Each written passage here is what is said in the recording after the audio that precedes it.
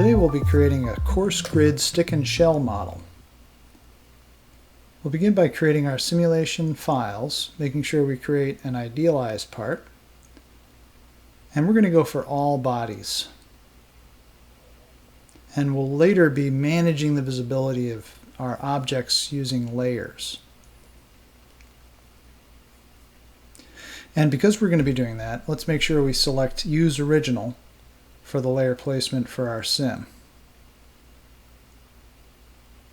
And we'll just create a test solution 103 real eigenvalues. So to get started, we'll begin in our idealized part, where we'll get an associative copy of the geometry that we want to create our coarse grid stick and shell model from. Now, to manage the visibility of the objects that we're going to be working with, I'm going to set my work layer to 11 so that when I create my wavelength body, that will go on to layer 11. So that is the only body that I want to work with. So I'll turn off all the other layers. And here's our associative copy of our geometry. Next, we'll go ahead and get rid of some of the features that we don't care about for our coarse grid model, such as the holes and the blends. We also can remove some other features using the synchronous replace face command. And we'll clean up the rest of it with the delete face command.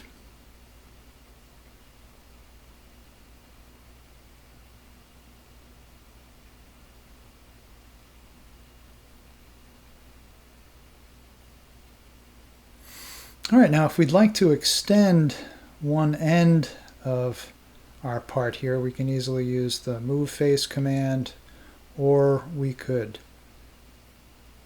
extend it using any number of other modeling tools.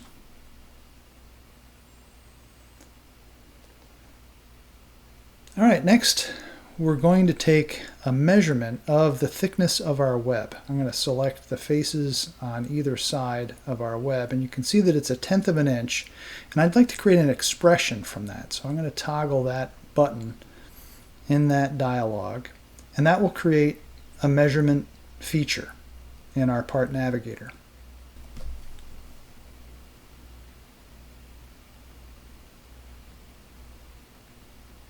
All right, let's do a little bit more cleanup. Here we missed something on the other side. I'll use the delete face to remove that.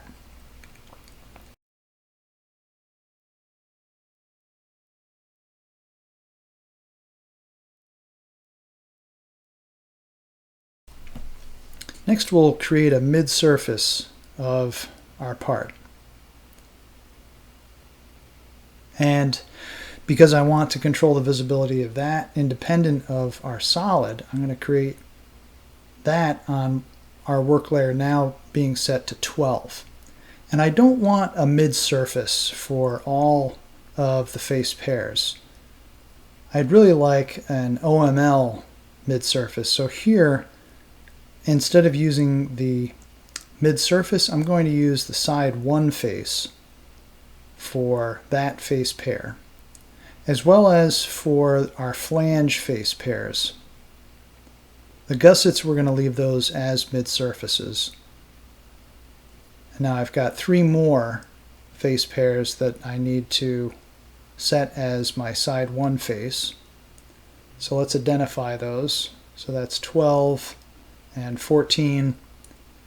So I'll use the Control key and mouse button 1 in order to select all 3 of those to then set as side 1 face. All right, so there you can see our OML mid-surface for our web and our flanges. Next, we're going to do some more model preparation here on layer 11 on the solid. Now, we had hidden that as part of our mid-surfacing operation. I'll go ahead and say show all. There's a hotkey to do that, Control-Shift-U, which I'll be using in the future. to show and hide. All right, so to continue to prepare the geometry, I'd like to identify location where I'd like to specify a face for a beam cross section. And I'd like that to be 15 times that web thickness, which you can see there is an expression in our expression editor. So that way I can tie that datum, which I'm going to use for dividing a face in just a moment, to that expression. So here you can see we created P22, the expression, with our last datum. I'll go ahead and reuse that formula, which is 15 times the web thickness. And I'll be reusing it again to divide out some beam cross sections around our gussets here as well, using P22.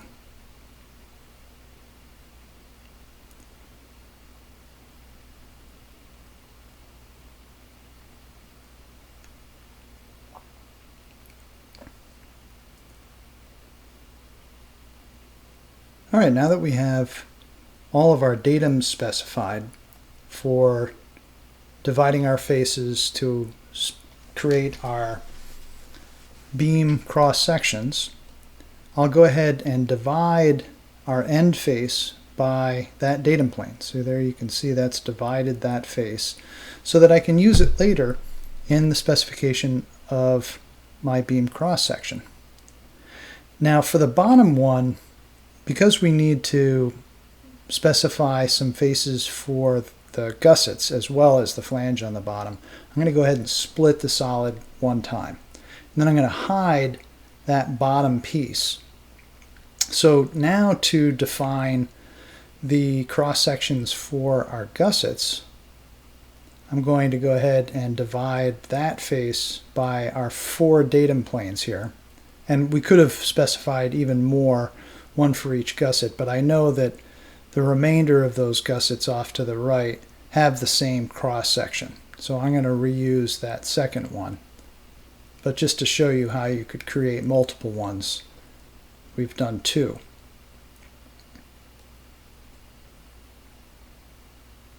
All right, so let's go to the FEM, and we'll begin on layer 12, which is where we had our mid-surface.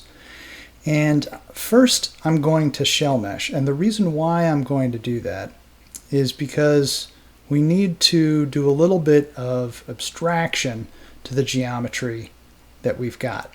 The gussets don't perfectly line up in certain locations where we've got a change in angle on along the top edge there. So I'm going to use some of the model cleanup options to get rid of those tiny edges. So here, if we take a close look, you can see that that tiny edge there got merged. And now that we've got that merged into one edge, we can use it to create our beam mesh along.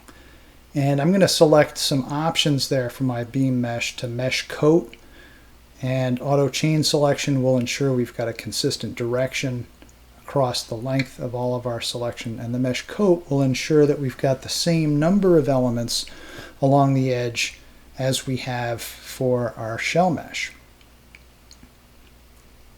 Now, so that we can see this a little bit better, I'll edit the display of the collector to turn on section orientation and solid display for our beam cross section. And since we haven't defined one yet, you don't see one. We'll define that in just a moment. Let's go back. We forgot to assign some physical properties to our shell mesh. Let's go back and do that.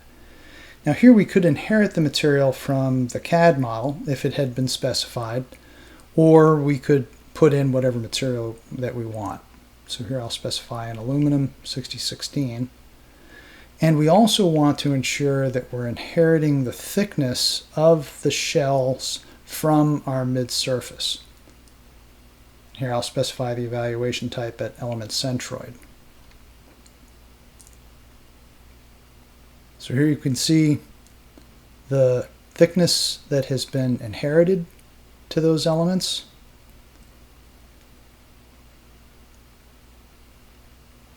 And now we'll create our first beam section property. Here we'll use the same material, and for here we're going to select face of solid. This is only available with the P-beam type property, not the P-beam L. So we made sure that we selected P-beam. And we need to turn on the layer that has our solids. And here we had hidden everything as well. Let's go ahead and turn those back on. And here you can see that face has been divided, so we can select just that face that we want to define our beam section.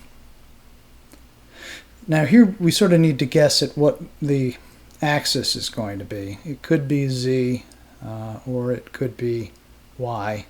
Let's try Y. And once we say OK, you can see the solid representation of the beam, and you can see also that it's rotated 90 degrees from where we really want it. So let's go back and edit that. We could fix it with the mesh associated data as well, but let's go ahead and specify the z-axis instead, and now you can see it lines up a lot better, but not perfectly. We're going to fix the rest of it with an offset. And we create that offset in our mesh associated data for our 1D mesh. So here we'll do a graphical offset. We'll select the point on the cross section, and then we'll select the corresponding point on our solid. And that aligns the beam mesh perfectly with our solid.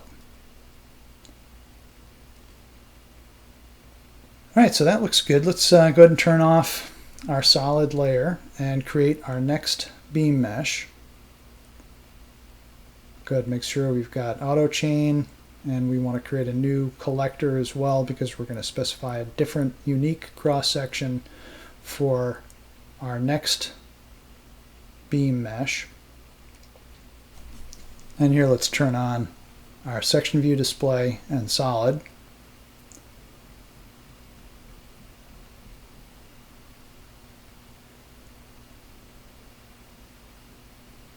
All right, let's go ahead and turn back on our solids so that we'll be able to select that face when we create our new P-beam physical property. Here we'll go ahead and specify a material that we want and the face of the solid. Here we divided that one as well from the split body. And then we'll specify our orientation.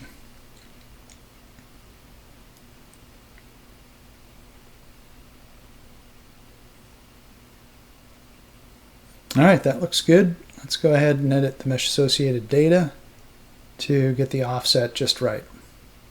We'll again do a graphical offset, specifying a point on our cross section and the corresponding point on our solid.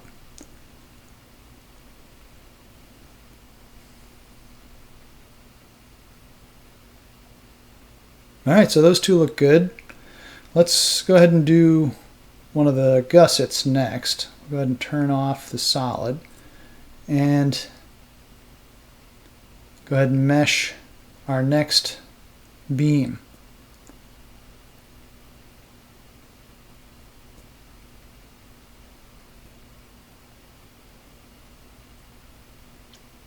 Now let's turn on our solid, and we don't need the bottom piece of the solid, so I'm going to do a Control B to blank or hide, and we'll select polygon bodies to hide that lower piece. And so that we can see it a little bit better as well, I can turn off one of the 1D meshes there along the bottom. All right, now we can specify our physical property for our gusset. Selecting the P-beam type so that we can get the face of solid, specify our material and our cross section. And here we did some divide faces here with our datum planes earlier in the idealized part, so I'm able to select that face. Here we'll guess at the horizontal direction, either X or Y. And then we also need to turn on our solid display so we can see if we got it right. Alright, so it looks like we got it just reversed. So instead of positive X, we'll do negative.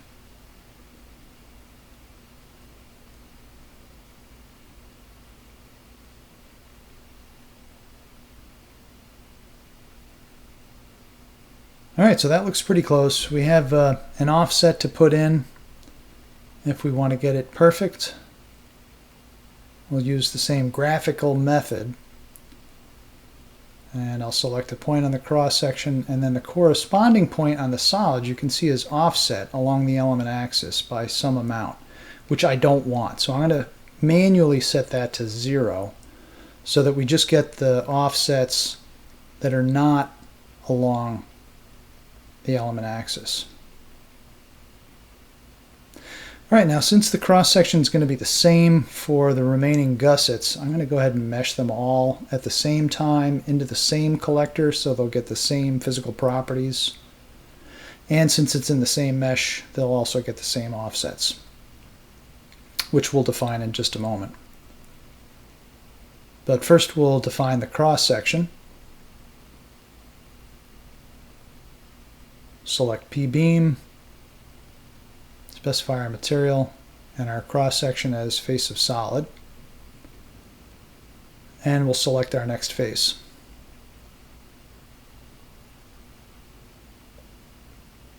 Then we'll specify our axis, and that looks good. Then we'll do our offset with editing the mesh associated data.